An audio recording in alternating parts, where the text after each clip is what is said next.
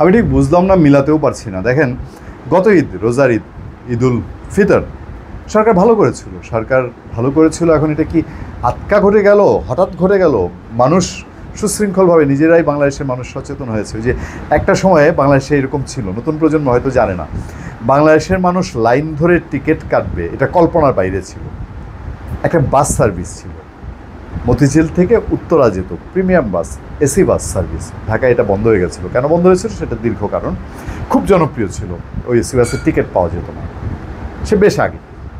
তো সেই এসি বাসে যখন বাঙালির টিকিট কেটে লাইন ধরে টিকিট করে, তখনই অনেকে অবাক হতো, বাপ্পা বাঙালি তাহলে ভদ্রলোক হচ্ছে। তো এরকম কি আমরা আবার একটু অনেক বছর পরে বেশ নিজেরাই সুশৃঙ্খল হয়েছি? আর নাহলে রোজার ঈদে যদি সরকারের অবদান থাকে, তাহলে এবার কি সরকার পুরো ডাব্বা মেরেছে ঈদ ব্যবস্থাপনায়? এবার পথে পথে আমি এমনও দেখেছি, আমার এক বন্ধু, ইউনিভার্সিটির বন্ধু, সে সেই গাজীপুর থেকে ঘুরে ফেরত এসছে ঘন্টার পর ঘন্টা অপেক্ষা করে, আর ঈদে বাড়ি যাবে না, তবা করেছে যে এবার ঈদটা ঢাকাই করে ফেলি। এরকম অসংখ্য পত্রপত্রিকার নিউজ খুললেই দেখবেন, বলাই হচ্ছে যে এই পথে এত ঘন্টা, ওই পথে এত ঘন্টা, পদ্মা সেতুর রাস্তায় এত ঘন্টা, ঢাকা ময়মনসিংহ রোডে এত ঘন্টা, ঢাকা টাঙ্গাইল রোডে এত ঘন্টা, এবং সদরঘাটে টুপ করে লঞ্চ থেকে পড়ে 5 জন নদীতে আহত হয়েছে, উদ্ধার করা হয়েছে তাদেরকে। মানে এরকম ক্যারিকেচার প্রতি পদে পদে পদে পদে ঘটছে।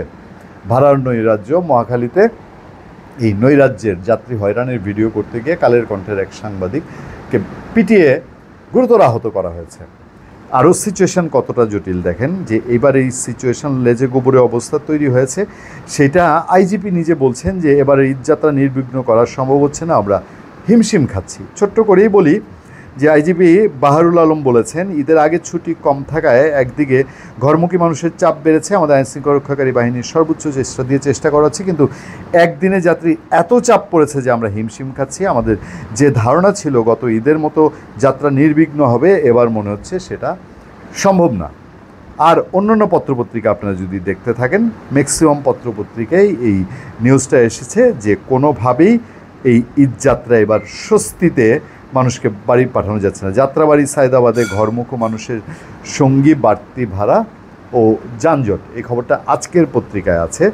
আরও বেশ কিছু পত্রপত্রিকায় একই রকম হেডলাইন, এবং থেকে থেকে বলছে যে হ্যাঁ, এই ঈদযাত্রাটা আগের মতো অত আনন্দদায়ক, সুশৃঙ্খল। ঈদযাত্রায় তীব্র যানজট, অতিরিক্ত ভাড়া ও দুর্ভোগে হাজারো যাত্রী।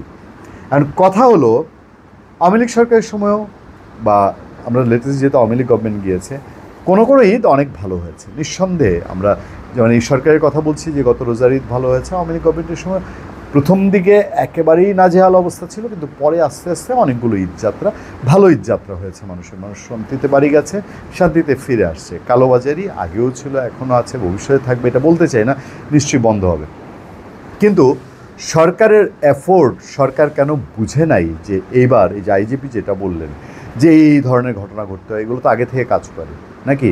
সরকারের যে বাহিনীগুলো বা পুলিশ ব্যতিব্যস্ত হয়ে গেছে, ওই যে পদে পদে ঈদের আগে দেখছেন যে পদে পদে ঢাকার অলিতে গলিতে বিভিন্ন আন্দোলন, মিছিল, সংগ্রাম, এগুলো করতে করতে কি আইনশৃঙ্খলা বাহিনী কোনো টায়ার্ড?